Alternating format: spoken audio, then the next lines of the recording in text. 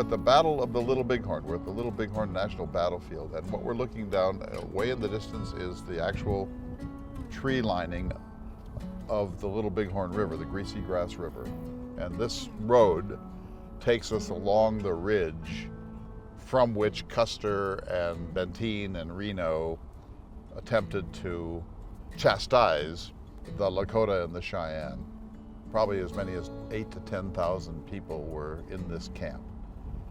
And they knew that the White Army was coming, but they didn't quite know when.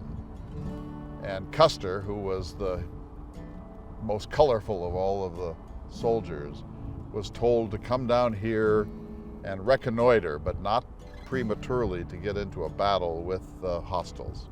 Well, he ignored that, of course.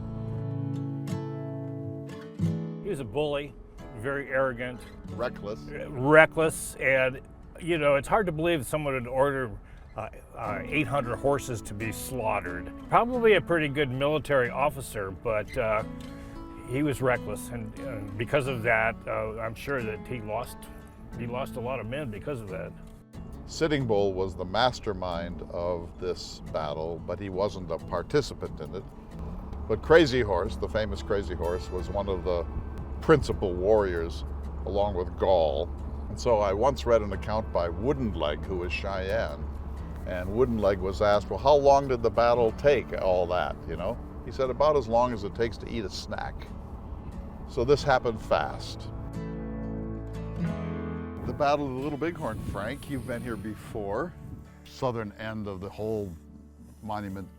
This was as wild a place, and it had the lightest white person's industrial footprint of any place on earth at the time. And it's the home court of the Lakota and the Cheyenne. So I just try to imagine that. And Custer is out here a long way from home. And he is a very, very, very successful Indian fighter. And he's a very charismatic, handsome, colorful person that the kind of a media darling. So he always had a reporter with him. Always carried some reporters. And was always writing his story at night, accounts of writing all night long, his journals and stuff. This place is unbelievable.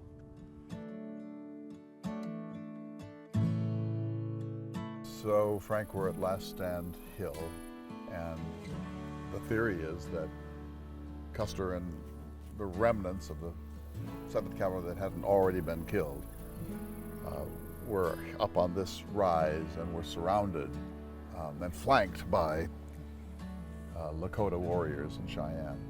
And so they had nowhere to go, limited ammunition.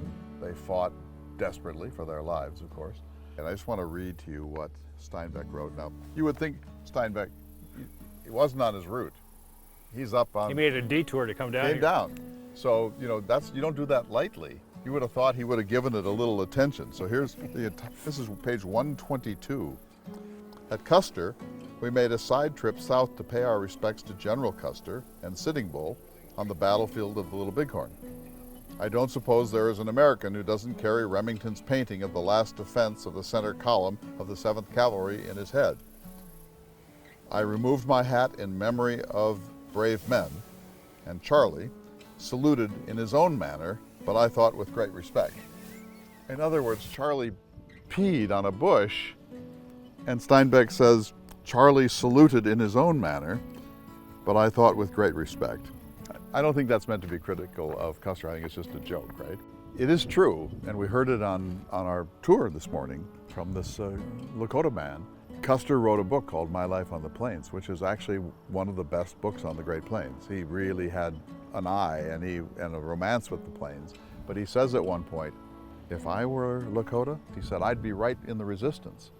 And so that makes me feel better about him, that he actually had respect in all sorts of ways for them, and even for that core thing, that kind of absolute independence in this kind of Garden of Eden. So I like that about him, don't you? Yeah, oh yeah, definitely.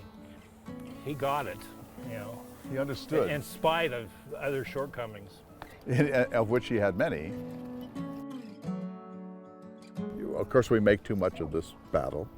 It's just a battle. We lost more men in St. Clair's defeat in the Ohio Valley in the 1780s. So I think 600 white American soldiers were killed there. This has become the battle site in the American West. Look at the... And it's not even that crowded, but there are Yeah. probably 500 people on site in one way or other, and there are guided tours and so on. But I mean, this battle doesn't deserve it, but it happens also to have been in one of the most beautiful places gosh. on earth. And it's good that it's right next to the Crow Indian Reservation, because Crow then have a voice, because there were Crow Scouts, and some of the land is their tribal land, and they've been invited to the interpretation table, which is really incredible. I love this place. My mother used to say, Frank, that she could feel something in the grass. Do you have that sense? It's sacred turf. There's no question about that. And yeah, that emits in itself vibes that we should pay attention to. There's kind of a reverence and a solemnity, and I think this alone is worth coming to the Little Bighorn. We'll see you next time on Listening to America.